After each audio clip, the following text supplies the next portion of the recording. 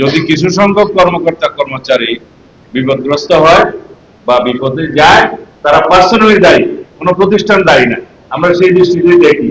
ঠিক আমেরিকা যে সময় র্যাবের উপরে স্যাংশন দিয়েছিল, সেই সময় র্যাব এমন কিছু কর্মকাণ্ডে জড়িত ছিল, রাজনৈতিক হাতিয়ার হিসেবে ব্যবহৃত হয়েছিল।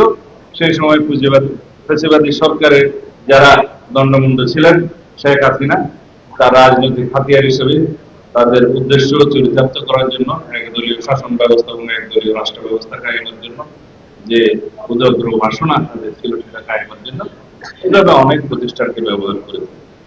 সেই কারণে র্যাবের উপরে যে স্যাংশনটা আমেরিকা ইম্পোজ করেছে, সেটা এখনো বহাল। কিন্তু আমরা যদি এলিট ফোর্স হিসেবে একটা নতুন ফোর্স রিনেম করি বা রেজ করি, সেখানে হয়তো তারা বিষয়টা পুনর্বিবেচনা করবেন, এটা আশা করা যায়। এখন অনেক কিছু বাকি আছে। দেখেন, রাষ্ট্রীয় প্রতিষ্ঠানগুলোর মধ্যে এমন কোনো প্রতিষ্ঠান ছিল না ফ্যাসিবাদী শাসন আমলে যে প্রতিষ্ঠান ক্ষতিগ্রস্ত হয়নি। সেটা পুলিশ, সেনাবাহিনী, র্যাব, বিজিবি সবাই ক্ষতিগ্রস্ত হয়েছে প্রতিষ্ঠান হিসেবে।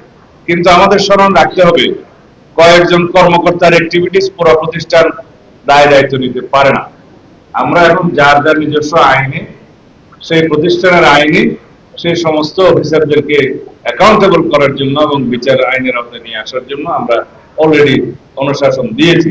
কারণ প্রতিষ্ঠান দায়ী না, আইন আছে, প্রতিষ্ঠান কিভাবে চলবে, কর্মকর্তারা কিভাবে সেই আইন মাফিক পরিচালিত হবে। বর্তমানে র্যাব যে আইনে পরিচালিত হচ্ছে, সেটা আর্ম পুলিশ ব্যাটালিয়নের একটি সার্টেন প্রভিশনের উপরে দাঁড়িয়ে সেটা পরিচালিত হয়। এটা অ্যাডক ভিত্তিতে চলেছে। একটা প্রতিষ্ঠান এভাবে অ্যাডক ভিত্তিতে পরিচালিত হওয়ার সুযোগ ছিল না।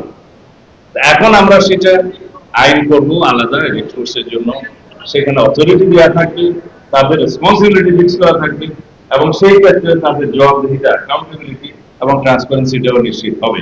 সেই হিসাবে আইনটা আসবে। এখন ডিটেইল বলার সময় আসে না।